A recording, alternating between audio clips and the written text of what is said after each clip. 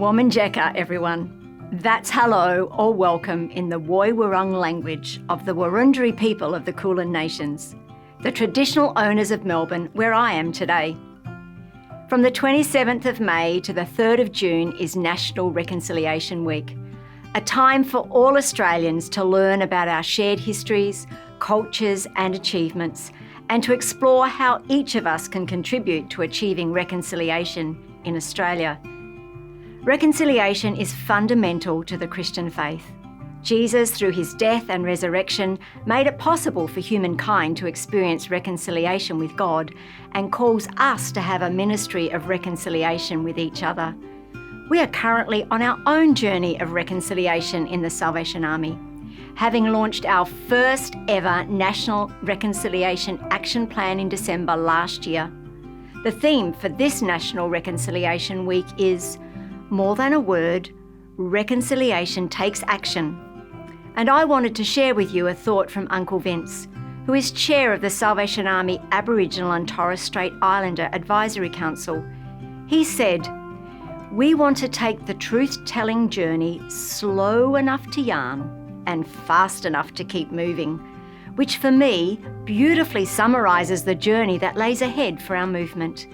In our National Reconciliation Action Plan, or RAP as we refer to it, we made a commitment to truth-telling, which involves a recognition of the shared history that the Salvation Army has with First Nations peoples. We also made a commitment to moving forward, moving beyond the simple awareness of what reconciliation is and towards taking real and meaningful action that champions the strength and resilience of the Aboriginal and Torres Strait Islander community and learns from their rich history on this land. Some of the action we've initiated since the launch of our RAP includes the Aboriginal and Torres Strait Islander Grants Program, which encourages expressions of the Salvation Army to become innovative and creative in their approaches to building cultural competence within their community engagement. Increasing cultural awareness and literacy within our workforce. I encourage you to visit Salvos Central.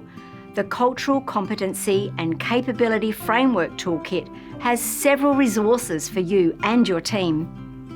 We all have a role to play when it comes to reconciliation. So if you haven't had the chance to read our RAP or undertake the cultural competency training, I strongly encourage you to do so as part of your reflections and learnings this National Reconciliation Week. This month, we're also approaching the halfway point for the Red Shield Appeal, our signature fundraising drive. The theme for this year's appeal is homelessness. This is in light of the dramatic rise in housing insecurity that we've seen over the past 12 months due to the ongoing economic impacts of the COVID-19 pandemic, coupled with multiple natural disasters. Last year, many people were pushed into poverty, including those who had always worked and had a roof over their head. For many people seeking support, it was the first time they'd ever contacted the Salvation Army. As Salvos, we believe that everyone deserves a safe and secure place to call home. And when we see someone in need, we also see the potential of what they can achieve with our support. But we all need to work together to achieve this. After not being able to be physically present in our communities last year, we are now back, engaging face-to-face with the community to raise vital funds to support the thousands of Australians in need. We're also running our digital door knock again this year, and I encourage you all to get involved. Volunteer, fundraise, spread the word with your friends and family.